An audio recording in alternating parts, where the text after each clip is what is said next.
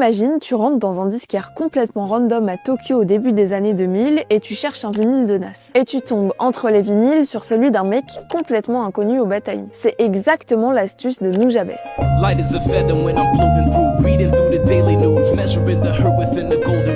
Dans sa boutique de disques Guinness Records, ça lui arrivait de presser ses propres remixes de morceaux comme One Love The Nas. Et il les glissait entre tous les autres disques.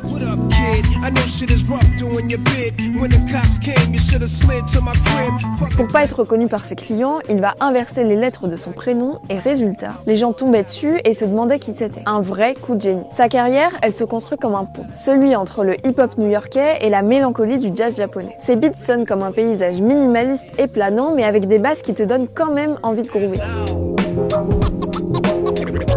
Au début des années 2000, il bosse sur la bande-son de l'animé Samurai Champloo. Et il explose grâce à ça. Sa musique va devenir culte et va dépasser les frontières du Japon. Il est le père spirituel de ce qu'on appelle le lo-fi hip-hop, un genre de down-tempo similaire à l'ambient. Et ce genre, il va le mettre au service de son propre label, Hideout Productions. Il prenait juste 2 mesures parfaites, il en faisait une boucle et il laissait l'émotion parler. Et en partant il y a tout juste 15 ans, il a laissé un héritage qu'on entend chaque fois qu'on se détend en musique. Finalement, Nujabes avait tout compris. La musique, c'est aussi savoir se cacher pour mieux être découvert.